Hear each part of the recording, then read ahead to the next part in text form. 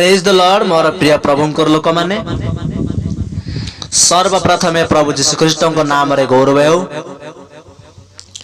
आसंतु आज विषय को जानिबा आपण माने ध्यान रे सुनंतु आओ पवित्र शास्त्र बाइबल को पढ़िबा पाई प्रस्तुत रुहंतु। आसंतु मु आकु पढ़िबे आपण माने ध्यान रे सुनिबे।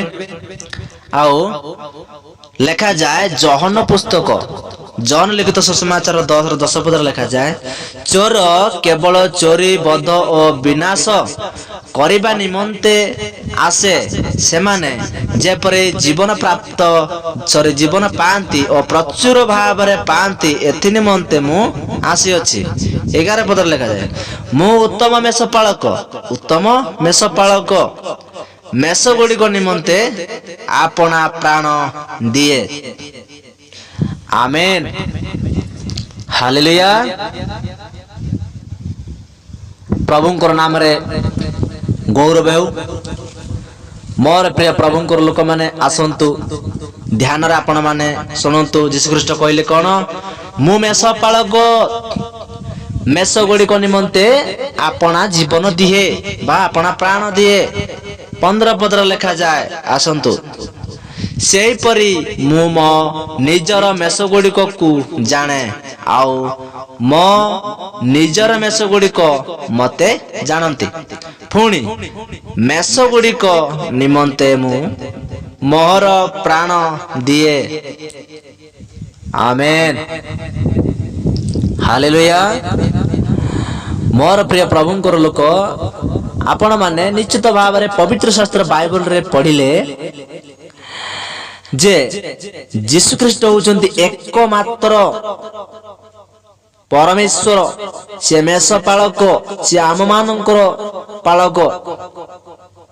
सेति पाई जीशु ख्रीष्ट कहले कोन, मु उत्तम मेष पालक, मु मेष गुड़िक निमंते मु आपना प्राण दिए। मेष गुड़िक मते जानती आ मु तांगु जाने। हालेलुया। मोर प्रिय प्रभुंकर लोक माने तो आज विषय को ध्यान रे सुनिया पई चेष्टा करिवे। जेते बेले आमे माने स्वर्ग विषय रे चिंता करू, सेही समय आमे माने सर्वप्रथम भाबी थाउ। अनेक लोक भाबी थांती माने एमिति सहज रे स्वर्ग राज्य पहुंच पारी हुए कि केमिति नुहे। तो जीशु ख्रीष्ट कहले कोन, मु द्वार, मु पथ एवं सत्य, मु जीवन, जे म देई न गले के ईश्वर राज्य को जाई परिबो नै। जेते बेला आमे नदी रे पार होउचंती, सेही समय रे पोल ऊपर देई आमे जाउछंती एपटुरु सेपटुकु। सेही परी जीशु ख्रीष्ट मध्य सेही बळी आमे जेते बेला नदी पार होउछन, से पोल ऊपर देई कि निश्चित भाव रे आमे जाउछंती नदी पार हवा पई। पानी तो परी कि जाई परिबो नै ना। सेही परी आमे माने पापरु, एई पापरु आ माने केबे भी बाहर कि जाई परिबा नै जीशु ख्रीष्ट को बिना। सेति पई जीशु ख्रीष्ट कहले, मु पथ सत्य एवं जीवन, जे म देई न गले कि ईश्वर राज्य प्रवेश करि परिबो नै, कि सत्य विषय जानि परिबो नै। भल विषय एवं मंद विषय पर नजर देबा। आसंतु जेते बेले लोक माने मद दुकान रे लोक माने बहुत लोक गहली लागि थांती, काई ना से कोन भल जिंस की। आउ क्षीर दुकान वाला बा अर्थात क्षीर वाला से लोक मानन को पाखर जाई कि कोन करे नै कि देई कि आसे, ताको कहि थांते हमको क्षीर आनी कि दियो बोली, से जाई कोन करे, से लोक मानन को नै कि दिए। आ मद दुकान वाला कोन करे, से कोन करे, मद दुकान खोली कि बसी थाए, लोक माने तांको पाख को जानती।